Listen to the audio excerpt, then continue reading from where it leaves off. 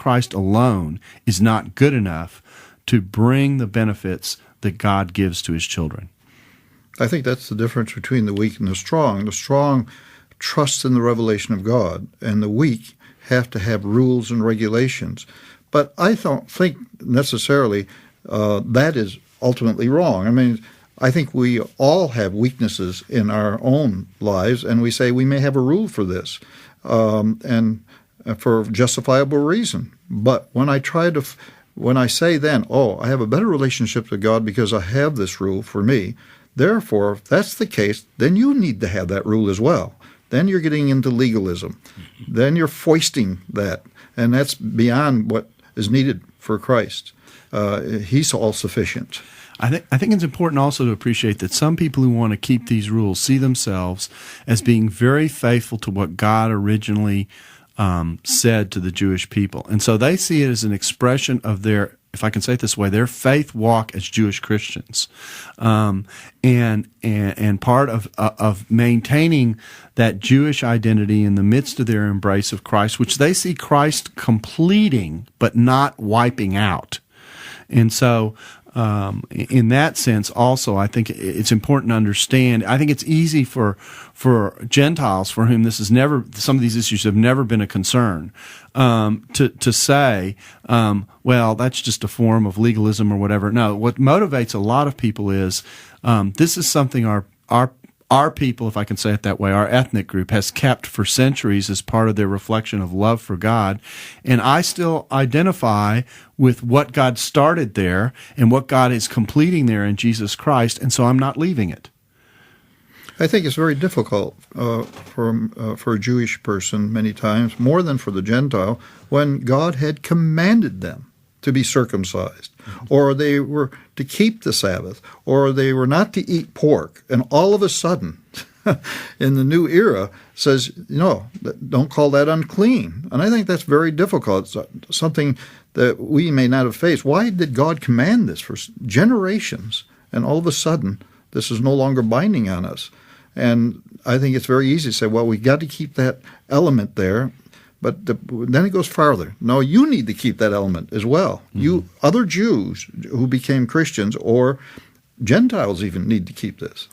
And I think in the first century, when we come to the time of Christ, it's important to understand how much conflict there had been over trying to be a faithful Jew in a largely and encroachingly Hellenistic world. Mm-hmm. That, the Maccabean War, which it just happened a century and a half earlier, was basically about Jewish identity. You read the book of First Maccabees, and it begins by noting how people were trying to deny their Jewishness by the way they were living, and other Jews were becoming concerned and upset that people would deny their unique ethnicity and practices that God had called them to live out as an expression of the fact that they were God's people. So there was terrific cultural tension and identification that was wrapped up in this in the time when Jesus came to earth and began to talk about it. And of course, what Jesus tries to do is to get it properly prioritized, if you will, and thought through in terms of what's really important and what isn't. And yet at the same time, I think as Harold says, it's very hard to leave something behind that you have identified as being central to kind of who you have been. And this carried right on into the new church. I mean, in Acts 15:3 through 5, there were Pharisees who became Christians that says it's necessary to be circumcised. They're carrying that on.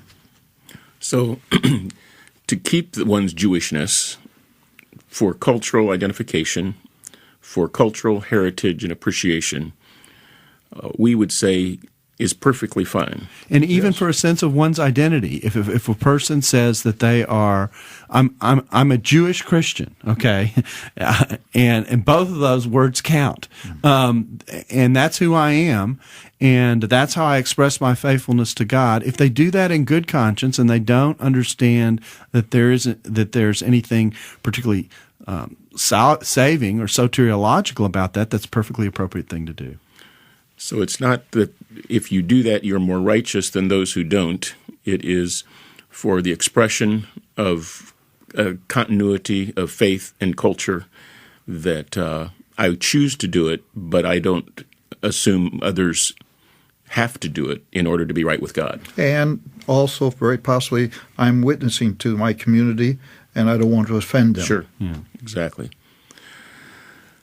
There are those who believe that Israel's chance is past. They had their option. They chose to reject Jesus Christ. And therefore, there is not a need to be concerned with Israel anymore. God is doing other things among the Gentiles. We as dispensationalists don't believe that. We believe that there is a future for the nation of Israel and the Jewish people in God's plan. How do you respond to those who, besides saying we disagree with them, how would you speak to those who believe that Israel's opportunity has been passed? Well, you see it right already in Romans. I mean, that Paul was so concerned that they would come to know the Messiah that had come, that he was willing to face anathema, the curse of God. He says, I'd rather have one Jew in hell than have all my kinsmen in hell. Mm-hmm. What a pastoral concern Paul really has for these people. And he has this concern, he says, because I know they're being disobedient just like I was disobedient. And it was not until the Damascus Road that I had finally realized this Jesus whom I was persecuting is the Messiah. And so he says there is a need, and that God has not passed them by. And he says in the argument of Romans, there's always been a remnant. He includes himself and Elijah, but there will continue to be a remnant. And eventually all Israel will be saved. Well, if God is finished with Israel, then why is the prophecy that Israel will be saved? That's right. The difficulty here is, and of course the view that you mentioned is sometimes labeled as replacement theology, that the church has replaced Israel in the program, that Israel forfeited her place in the program of God by rejecting her Messiah. And what's interesting here is I think it's important to understand that there are different kinds of expressions of replacement theology. I think all replacement theologians would say, well, everyone should be evangelized. But I think what happens, practically speaking, and I think this is why this is important to ministries that are concerned about reaching out to Jewish people, is that practically speaking, there's kind of a step back away from Jewish people and Jewish evangelism. It's like, yeah, they're like everybody else, so we won't be particularly concerned about them. But we also know they kind of had their chance and blew it, and so we aren't going to give that much energy, effort, attention, etc., to trying to go there.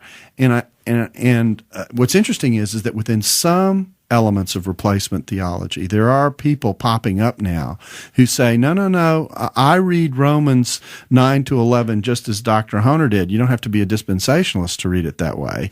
And there should be a concern to reach out to Jewish people because Paul does continue to hold out this hope that God will bring them back. You know, he uses the picture of if he could graft you in as an unnatural branch, it's not too much of a thing for him to graft the natural branch back in. So there's this expectation that one day God will finally engage and embrace and draw masses of Jewish people to respond. And Paul's hope of that is expressed very clearly, it seems to me, in Romans 11. You see this, for instance, in the replacement theology has been carried out by the Nazis. You were the Christ haters. He's through with you. You know, and implying that the church is, or this new regime, the Nazi Party, was really replacing all this. And it's very interesting, you know, in this whole dialogue with Jewish people, saying, well, look at what you did as Christians at the Holocaust. Well, it wasn't a Christian. I wouldn't think the Nazi Party would be called Christian. Nobody would think this. But also in the replacement theology in the present day, a very prominent church here in Dallas had a series on the book of Romans, a study of the book of Romans, chapters 1 through 8 and 12 through 16. Completely left out 9 through 11. It happens. And, of course, there's a history to some of this. There has been, in the history of the church, a tendency as the church moved away from its Jewish roots in the latter part of the second century